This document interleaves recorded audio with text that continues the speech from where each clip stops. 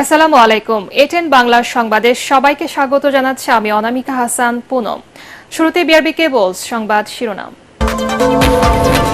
নোয়াখালীতে বন্যা পরিস্থিতির অবনতি, ফেনীর আশ্রয় কেন্দ্রগুলোতে খাদ্য ও বিশুদ্ধ খাবার পানির তীব্র সংকট, চলছে সমন্বিত ত্রাণ কার্যক্রম।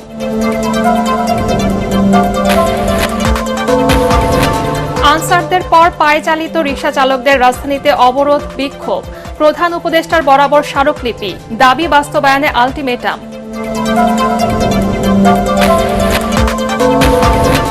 অপরাজিত শক্তির দোসররায় আন্দোলনের নামে নানা বিশৃঙ্খলা করছে অভিযোগ বিএনপির, সরকারকে অবিলম্বে রাজনৈতিক সংলাপ শুরুর তাগিদ।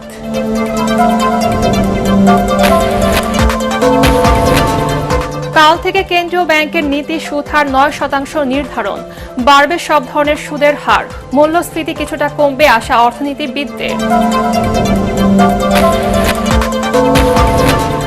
এবং ধর্মীয় উৎসব আয়োজনে পালিত হচ্ছে জন্মাষ্টমী, রাষ্ট্রপতির সঙ্গে হিন্দু সম্প্রদায়ের শুভেচ্ছা বিনিময়, সবাইকে বন্যা দুর্গত মানুষের পাশে দাঁড়ানোর আহ্বান। শুনছিলেন বিআরবি কেবল সংবাদ শিরোনাম, এবারে বিস্তারিত। ফেনী, নোয়াখালী, কুমিল্লা সহ বিভিন্ন এলাকায় বন্যার্তদের সহায়তায় সমন্বিত ত্রাণ কার্যক্রম চালাচ্ছে সেনা, নৌ, বিমান বাহিনী, শিক্ষার্থী, বিভিন্ন স্বেচ্ছাসেবী প্রতিষ্ঠান। ত্রাণ সহায়তায় এগিয়ে এসেছে স্থানীয় প্রশাসনও। বন্যা দুর্গত মানুষদের দেয়া হচ্ছে খাবার, ওষুধ ও নগদ টাকা। তবে পরিবহন ব্যবস্থা পর্যাপ্ত না থাকায় তা পৌঁছানো যাচ্ছে না দুর্গত এলাকায়। এদিকে আশ্রয় কেন্দ্রে বাড়ছে পানিবাহিত নানা রোগ, সেখানে মানবেতর দিন কাটাচ্ছে অনেকে।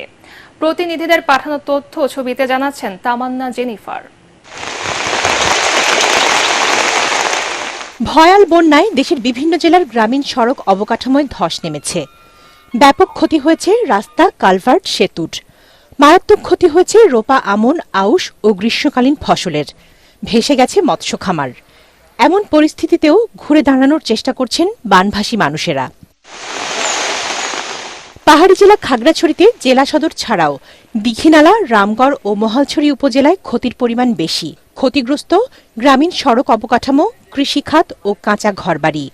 কিছু এলাকায় পানি নেমে গেলেও মানবেতর জীবনযাপন করছেন আশ্রয় কেন্দ্রের বাসিন্দারা। রাস্তাঘাট, বাড়িঘর সহ ভেঙে গেছে অনেক জায়গায়। আমাদেরও ক্ষতিগ্রস্ত হয়েছে, আমরা বাসায় যেতে পারি না, রাস্তাঘাট ভেঙে গেছে। আমার এখানে একটা ঘর ছিল, ঘরটা একদম টিন সব চলে গেছে, কিচ্ছু নাই, ঘরের মাল একটা সব চলে গেছে। বাড়িঘর ভেঙে নিয়ে গেছে, গরু, ছাগল, হাঁস, মুরগি সবই নিয়ে গেছে পানিয়ে। প্রশাসনের কাছে আমাদের একটাই দাবি, দ্রুত আমরা একটা সমাধান চাই। গোমতী বাঁধ ভাঙার পঞ্চম দিনেও পানি কুমিল্লার বুড়িচং ব্রাহ্মণপাড়া উপজেলার বিস্তীর্ণ এলাকা প্লাবিত করেছে। বিপদসীমার উপর দিয়ে প্রবাহিত হচ্ছে পানি। দেশের বিভিন্ন স্থান থেকে দুর্গতদের জন্য ত্রাণ আসলেও তা পরিবহনের জন্য পর্যাপ্ত নৌকা ও ট্রলার না থাকায় দুর্গত এলাকায় তা পৌঁছানো যাচ্ছে না। ইনশাল্লাহ আমাদের যে পানিবন্দিটা এটা অনেক ঝুঁকিপূর্ণ, বাড়িঘর সব ডুবাই নিচ্ছে, বিডের উপর আড়ু পানি। পরশুদিন সকালে এসে আমরা প্রথমে একটা মৃতদেহ উদ্ধার করেছি, তারপর আমরা শিশু এবং নারী, এই এলাকার লোকজনের তথ্যের ভিত্তিতে আর কি প্রায়োরিটি বেস, যারা বেশি প্রয়োজন, শিশু, নারী আটকে পড়ে আছে, তাদেরকে আমরা ফার্স্ট প্রায়োরিটি দিয়ে উদ্ধার করেছি। ফেনীতে বন্যা পরিস্থিতি এখনও অপরিবর্তিত।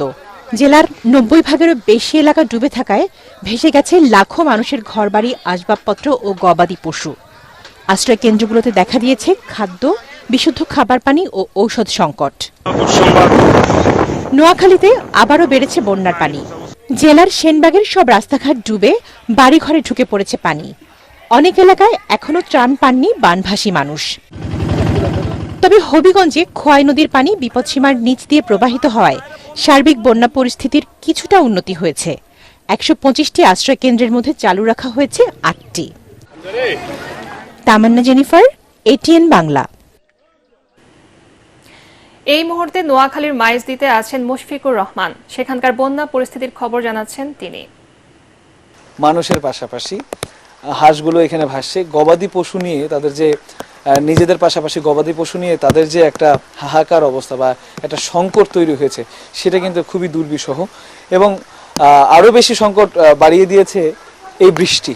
একে তো জোয়ারের পানি আসছেই, পানি বাড়ছে প্রত্যেক দিন, এবং তার পাশাপাশি যেটা হয়েছে প্রচুর পরিমাণে বৃষ্টি থাকার কারণে পানি কিন্তু আরও দ্বিগুণ বেড়েছে। এবং তাদের যে সুপেয় পানির উৎস নলকূপ, দেখতে পাচ্ছেন কল পর্যন্ত ডুবে গেছে।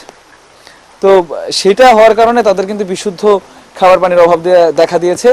তাদের যে রান্নাঘর আছে সেগুলো কিন্তু ডুবে গেছে। এর ফলে তারা ঠিকমতো রান্না করে যে খাবে সেই অবস্থাটাও কিন্তু নাই। এছাড়া রান্না করার জন্য যেহেতু কিছু ত্রাণের প্রয়োজন, সেই ত্রাণ সামগ্রীও কিন্তু এই এলাকার মানুষের কাছে খুব বেশি পৌঁছাচ্ছে না বলে তারা আমাদেরকে জানিয়েছেন। এবং আমি এইখানে যে হাঁটছি পানির মধ্যে, পানিতে কিন্তু বেশ নোংরা পানি, জানেন যে বানের পানি অবশ্যই নোংরা হয়। তো এই পানিতে নানা পানিবাহিত রোগে কিন্তু তারা এরই মধ্যে আক্রান্ত হয়েছেন বলে আমাদেরকে জানিয়েছেন। এবং অনেকের সাথে আমাদের কথা হয়েছে, তারা আমাদেরকে জানিয়েছেন অনেকে অর্ধাহারে রয়েছেন বেশ অনেকদিন যাবৎ, অনেকেই বিনা আহারে রয়েছেন অনেকদিন যাবৎ। এবং ত্রাণের যে অভাব, বিশেষ করে ঔষধের অভাবের কথা তারা কিন্তু বলছেন। এখানে অনেক ত্রাণ সামগ্রীর পাশাপাশি ঔষধের প্রয়োজন রয়েছে। এবং এই এলাকাগুলোতে আসলে ঢুকতে নৌকা ছাড়া কোনো বিকল্প নেই আসলে। তো এর জন্য অনেকে পৌঁছাতেও পারছে না। এর ফলে এই এলাকার মানুষগুলোর দুর্ভোগ কিন্তু বেড়েই চলেছে। আমরা দেখেছি যে বয়োবৃদ্ধ থেকে শুরু করে নারী শিশু এরা কিন্তু অনেকটা ঝুঁকির মধ্যে রয়েছে। এবং যারা শহরের দিকে যাওয়ার চেষ্টা করছে তারা কিন্তু পানি ভেঙে সাঁতরে তারপরে যাওয়ার চেষ্টা করছে। এবং সেখানে নিত্য প্রয়োজনীয় সামগ্রীর যে দাম সেটা কিন্তু আকাশ ছোঁয়া। তারা আমাদেরকে জানিয়েছেন যে 5 টাকা দিয়ে যে মোমবাতি তারা কিনতেন সেটা এখন তাদের 20-30 টাকায়, এমনকি 40 টাকায় কিনতে হয়। এবং গ্যাসের যে দাম সেটা কিন্তু আকাশ ছোঁয়া। একদল অসাধু ব্যবসায়ী তারা কিন্তু এই বন্যার্ত মানুষের অসহায়ত্বের সুযোগ নিয়ে তারা কিন্তু তাদের স্বার্থ সিদ্ধিতে ব্যস্ত। এবং তারা কিন্তু অন্যায়ভাবে বা অযৌক্তিকভাবে দাম কিন্তু বাড়িয়েই চলেছে। দীর্ঘ লাইনে দাঁড়িয়ে মানুষ কিছু নিতে আসেনি, দিতে এসেছে। নগদ টাকা, খাবার, ওষুধ বা কাপড় যে যা পারছেন দিয়ে যাচ্ছেন বন্যার্তদের জন্য। ঢাকা বিশ্ববিদ্যালয়ের টিএসসির গণত্রাণ কর্মসূচি যেন পরিণত হয়েছে সার্বজনীন ত্রাণ কার্যক্রমে। খলিলুর রহমান জুয়েলের ক্যামেরায় আরও জানাচ্ছেন মাহবুব কবির চপল।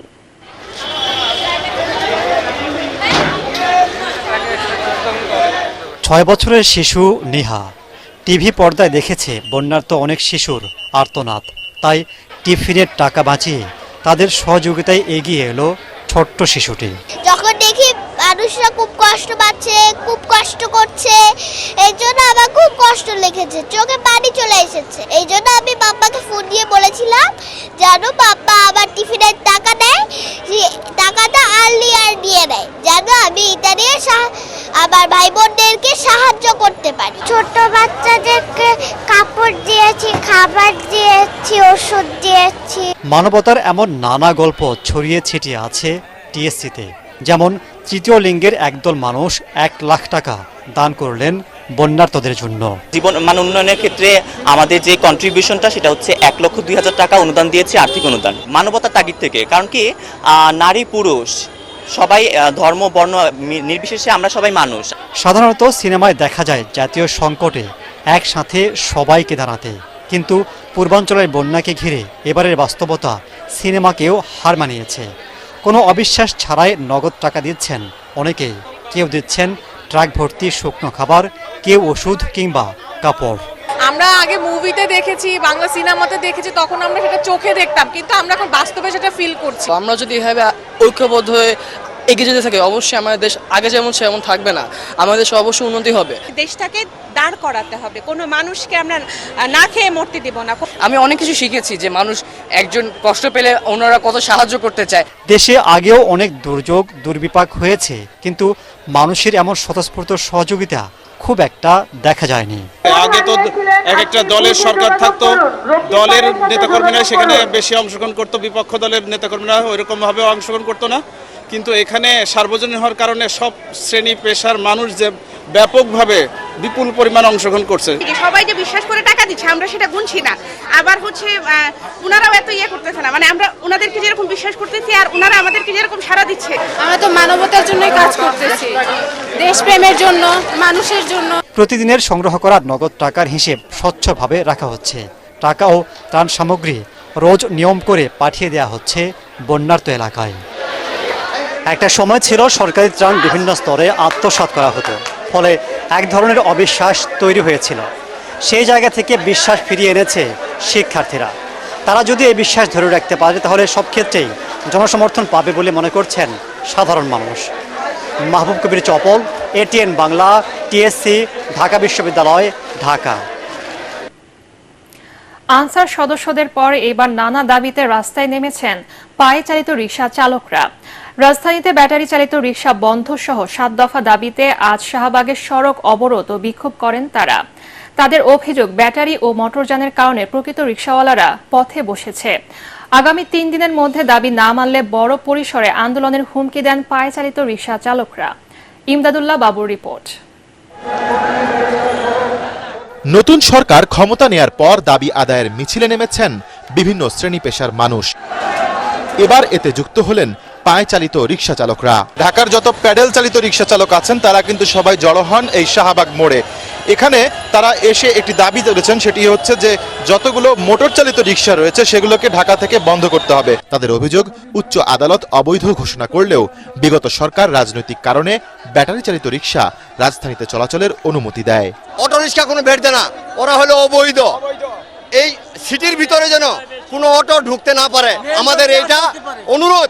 সরকার ট্যাক্স দেয়, প্রত্যেক মাসে মাসে আমাদের কার্ড আছে, সিটি কাগজপাতি আছে, আমরা দেই, আর ওদের তো কিছু নাই। দেশের মানুষ যখন এদেশে কোনো অবৈধ সরকারকে এদেশে থাকতে দেয় নাই, তাহলে অবৈধ কোনো যানবাহন এই দেশে থাকবে না। শুধু তাই নয়, মোটর চালিত রিকশা এবং পায়ে চালিত রিকশার মধ্যে ভাড়া নিয়ে আয় বৈষম্য তৈরি হয়েছে বলেও অভিযোগ করেন আন্দোলনকারীরা। অটো গাড়ি মনে করেন 40 টাকার ভাড়া 10 টাকা জায়গা, আমরা পাই না, সারাদিন রোডে বসে থাকি। অটো বিশৃঙ্খলা করে যানজট বাজায়, অটো কারেন্ট খরচ করে দেশের, অটো বিভিন্ন ধরনের অ্যাক্সিডেন্ট করে। এ সময় মোটর চালিত রিকশা বন্ধ, চালকদের লাইসেন্স প্রদান এবং ছাত্র জনতার আন্দোলনে নিহত ও আহত রিকশা শ্রমিকদের পুনর্বাসন সহ 7 দফা দাবি জানান বিক্ষুব্ধরা। আমরা স্মারকলিপি দিচ্ছি, সেটা হলো আমাদের এখন একটা ডিসিশন দিবে। 72 ঘন্টা দাবি না মানলে আবার শাহবাগে মিছিল আইব, যদি বদ্ধ না হয় আন্দোলন চলবে। রিকশাওয়ালাদের বিক্ষোভের কারণে ওই সড়কে কয়েক ঘন্টার জন্য বন্ধ হয়ে যায় যান চলাচল। পরে সেনাবাহিনী ও পুলিশের হস্তক্ষেপে রাস্তা ছেড়ে যান বিক্ষুব্ধরা। আপনাদের কাছে রিকোয়েস্ট করতেছি, হাত ধরতেছি, পা ধরতেছি, আপনারা সবাই রাস্তাটা ছেড়ে দেন। এখানে দুটো হসপিটাল, রোগীদের সেবা দিতে হবে। রিকশা মালিক ও শ্রমিক সংগঠনগুলোর হিসেবে ঢাকা মহানগরীতে পায়ে চালিত রিকশা পেশাজীবীর সংখ্যা 20 লাখেরও বেশি। ইমদাদুল্লাহ বাবু, ATN বাংলা, ঢাকা। এদিকে সংঘর্ষের ঘটনার পর সচিবালয় ও প্রধান উপদেষ্টার কার্যালয়ের আশপাশ সভা, সমাবেশ ও মিছিল নিষিদ্ধ করা হয়েছে। গতরাতে ঢাকা মহানগর পুলিশ গণবিজ্ঞপ্তি দিয়ে এই নিষেধাজ্ঞা জারি করে। সোমবার থেকে পরবর্তী নির্দেশ না দেওয়া পর্যন্ত এই সিদ্ধান্ত বহাল থাকার কথা বলা হয়েছে গণবিজ্ঞপ্তিতে। এতে বলা হয়েছে, সাম্প্রতিক উদ্ভূত পরিস্থিতি মোকাবেলায় জনশৃঙ্খলা রক্ষার্থে সচিবালয় এবং প্রধান উপদেষ্টার সরকারি বাসভবনের আশপাশ এলাকায় যে কোনো ধরনের সভা, সমাবেশ, মিছিল, শোভাযাত্রা, বিক্ষোভ নিষিদ্ধ করা হলো।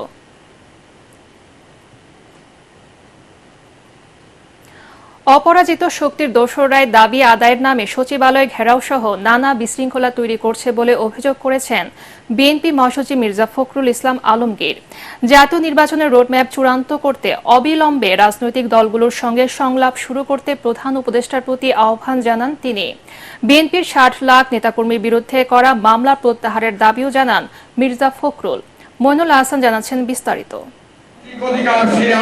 সাবেক প্রধানমন্ত্রী কাজী জাফর আহমদের মৃত্যুবার্ষিকী উপলক্ষে আলোচনা সভার আয়োজন করে তারই হাতে গড়া জাতীয় পার্টি। অনুষ্ঠানে প্রধান উপদেষ্টা ডক্টর মোহাম্মদ ইউনূসের জাতির উদ্দেশ্যে দেয়া ভাষণের কথা উল্লেখ করে বিএনপি মহাসচিব বলেন, রাষ্ট্র সংস্কার ও জাতীয় নির্বাচন নিয়ে অন্তর্বর্তী সরকারকে তার অবস্থান স্পষ্ট করতে হবে। কবে নির্বাচন হবে রাজনৈতিক সিদ্ধান্ত, তো এই রাজনৈতিক সিদ্ধান্ত নেওয়ার জন্য তো রাজনৈতিক নেতা, রাজনৈতিক দল, রাজনৈতিক ব্যক্তিদের সঙ্গে আলোচনা করতে হবে। আমি আশা করব যে আমাদের প্রধান উপদেষ্টা সেই প্রক্রিয়াটার দিকে খুব দ্রুত যাবেন, তিনি রাজনৈতিক দলগুলোর সঙ্গে কথা বলবেন। দাবি আদায়ের আন্দোলনের নামে অন্তর্বর্তী সরকারকে বেকায়দায় ফেলার ষড়যন্ত্র হচ্ছে বলেও আশঙ্কা জানান মির্জা ফখরুল। যখন ফ্যাসিবাদ ছিল তখন তো দারাবার্চির কথা চিন্তাও করতে পারতেন না। সময় দিন নতুন সরকারকে, তারা নিশ্চয়ই এই বিষয়গুলো দেখবে এবং সেইভাবে তারা কাজ করবে। কিন্তু এইভাবে ঘেরাও করে, সচিবালয়ে ঘেরাও করে, বাধ্য করে কোনো কিছু আদায় করার চেষ্টা এই মুহূর্তে করবেন না। জনগণ সেটাকে ভালো চোখে দেখবে না। আওয়ামী লীগের 15 বছরের শাসন আমলে বিএনপি নেতাকর্মীদের নামে দায়ের করা হয়রানিমূলক মামলা প্রত্যাহারেরও দাবি জানান দলটির মহাসচিব। প্রধান উপদেষ্টার মামলা চলে গেছে, উঠানো হয়েছে। আরেকজন উপদেষ্টারও মামলা উঠানো হয়েছে, সাজা ছিল সেটা সাজা বাতিল করা হয়েছে। স্বৈরাচারের বিরুদ্ধে, ফ্যাসিবাদের বিরুদ্ধে লড়াই গত 15 বছর করতে গিয়ে আমাদের প্রায় 60 লক্ষ মানুষের বিরুদ্ধে মিথ্যা মামলা হয়েছে, গায়েবী মামলা হয়েছে, সেগুলোকে অবিলম্বে তুলে ফেলতে হবে। এদিকে জাতীয় প্রেস ক্লাবের সামনে মানববন্ধনে বিএনপি চেয়ারপারসনের উপদেষ্টা জয়নুল আবদিন ফারুক বলেন, বিদেশে পালিয়ে গিয়ে শেখ হাসিনার শেষ রক্ষা হবে না, তাকে দেশে ফিরিয়ে এনে বিচারের মুখোমুখি করা হবে। মইনুল আহসান, এটিএন বাংলা, ঢাকা। আগামীকাল থেকে কেন্দ্রীয় ব্যাংকের নীতি সুদ হার 8.5% থেকে বাড়িয়ে 9% নির্ধারণ করা হয়েছে। এতে আরেক দফায় বাড়ল সব ধরনের সুদের হার। সংকটকালীন সময়ে এই উদ্যোগে শিল্পে ব্যয় বাড়বে বলে মনে করেন ব্যবসায়ী নেতারা। তবে আগের বিনিয়োগে নতুন সুদ হার কার্যকর না করার দাবি তাদের। সাময়িক সময়ে খরচ বাড়লেও এই পদক্ষেপে দেশে মূল্যস্ফীতি কিছুটা কমবে বলে আশা অর্থনীতিবিদদের।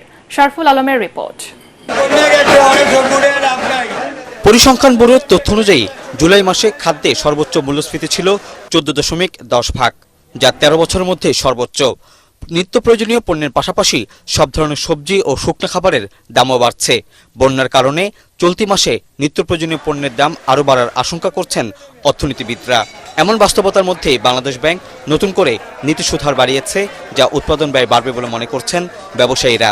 বেশি ইন্টারেস্ট রেট দিয়ে টাকা নেই, তাহলে এই ইন্টারেস্ট রেটটা কিন্তু আবার ওই আমদানিকৃত পণ্যের উপরে কিন্তু পড়লে স্বাভাবিকভাবেই সেটার মূল্য কিন্তু বাড়বে, কমবে না। বাংলাদেশ ব্যাংকের আমরা মনে করি যে একটা নির্দেশনা সবগুলি ব্যাংকে দেওয়া উচিত যে ইন্টারেস্ট রেট যেন পূর্বে যে সমস্ত ঋণ বিতরণ করা হয়েছে ইনভেস্টমেন্টের ক্ষেত্রে, সেই সমস্ত ঋণের ইন্টারেস্ট রেটটা যেন ওই জায়গাতেই থাকে, ওইটা যেন বাড়ানো না হয়। সুদহার করিডোর পুনর্নির্ধারণ করে বাংলাদেশ ব্যাংক বলছে, বিদ্যমান নীতি সুদহার 8.50 থেকে 50 ভিত্তি পয়েন্ট বাড়িয়ে 9% হারে কার্যকর হবে 27 আগস্ট থেকে।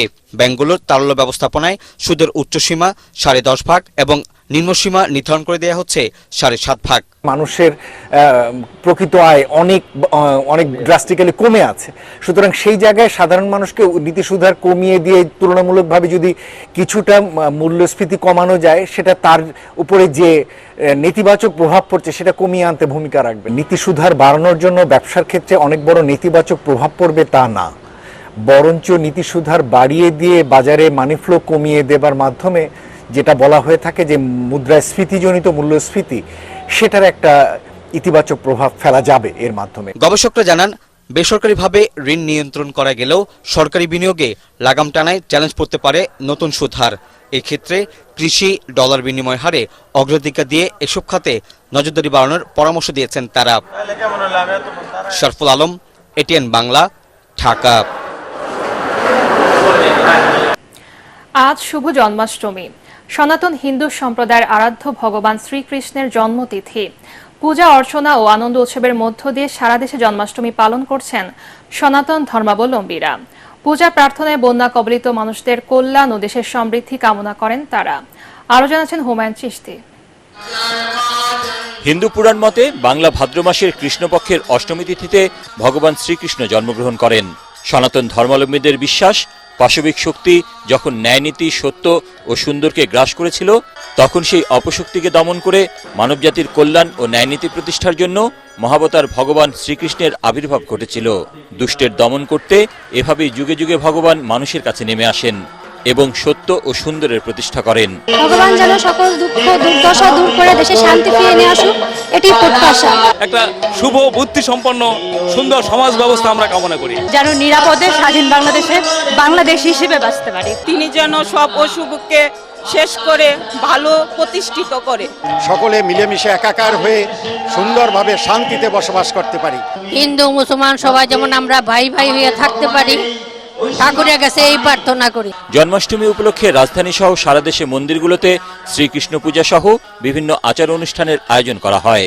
সকালে ঢাকেশ্বরী জাতীয় মন্দিরে পূজা শুরুর আগে দেশ ও জাতির মঙ্গল কামনায় গীতাযজ্ঞের আয়োজন করা হয়। এ সময় দেশ ও জাতির কল্যাণে করা হয় বিশেষ প্রার্থনা।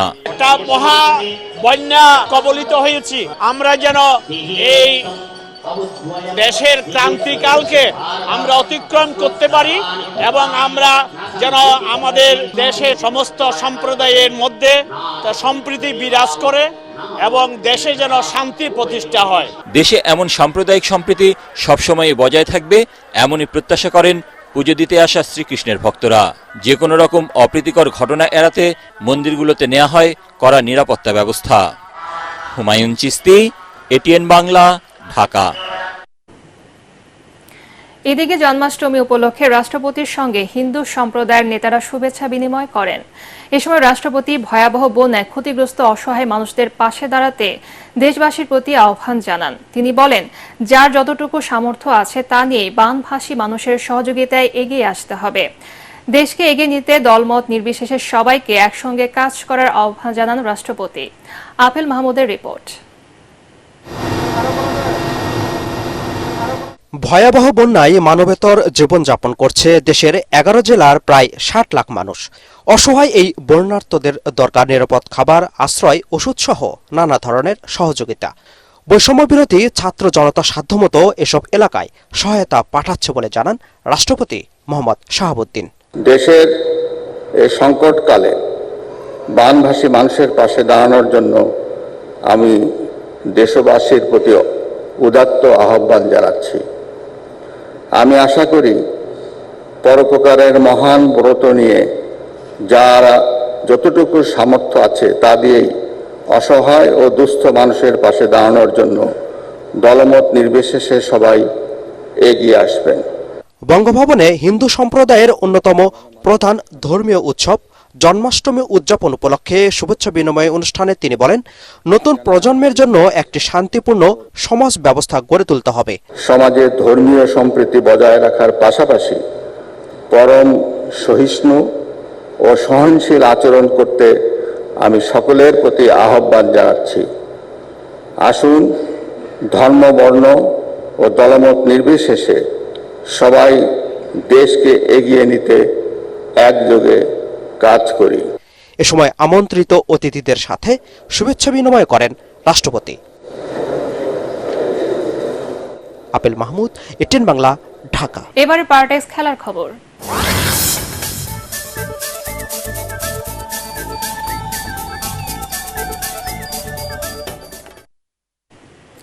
সাব অনূর্ধ্ব 20 ফুটবলের দ্বিতীয় সেমিফাইনালে বিকেলে মুখোমুখি হবে বাংলাদেশ ও ভারত। কাঠমান্ডুর আনফা কমপ্লেক্সে খেলা শুরু হবে বাংলাদেশ সময় বেলা 3:15টায়। টুর্নামেন্টের 3বারের চ্যাম্পিয়ন ভারতকে হারিয়ে ফাইনাল খেলার ব্যাপারে আশাবাদী কোচ মারুফুল হক। তিনি বলেন, গ্রুপের শেষ ম্যাচে নেপালের কাছে হেরে যাওয়ায় ভারতের সঙ্গে সেমিফাইনাল খেলতে হচ্ছে তাদের। তবে খেলোয়াড়দের যে মনোবল তা ধরে রাখলে শিরোপা নির্ধারণী ম্যাচে জায়গা করে নেবে শিষ্যরা। তাহলে সাফ অনূর্ধ্ব 20 ফুটবলে বাংলাদেশের এটি হবে চতুর্থ ফাইনাল। এর আগে 2017, 2019 ও 2022 সালে ফাইনালে উঠে লাল সবুজের প্রতিনিধিরা। শেষ করার আগে বিআরবি কেবল সংবাদ শিরোনাম আরেকবার। নোয়াখালীতে বন্যা পরিস্থিতির অবনতি, ফেনীর আশ্রয় কেন্দ্রগুলোতে খাদ্য ও বিশুদ্ধ খাবার পানির তীব্র সংকট, চলছে সমন্বিত ত্রাণ কার্যক্রম।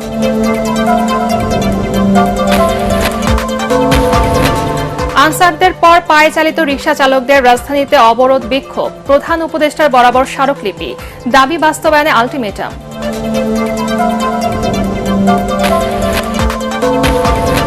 অপরাজিত শক্তির দোসররাই আন্দোলনের নামে নানা বিশৃঙ্খলা করছে অভিযোগ বিএনপির, সরকারকে অবিলম্বে রাজনৈতিক সংলাপ শুরুর তাগিদ।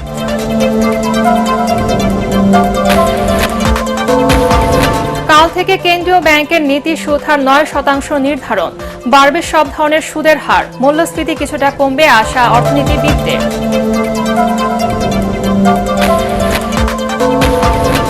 এবং ধর্মীয় উৎসব আয়োজনে পালিত হচ্ছে জন্মাষ্টমী, রাষ্ট্রপতির সঙ্গে হিন্দু সম্প্রদায়ের শুভেচ্ছা বিনিময়, সবাইকে বন্যা দুর্গত মানুষের পাশে দাঁড়ানোর আহ্বান।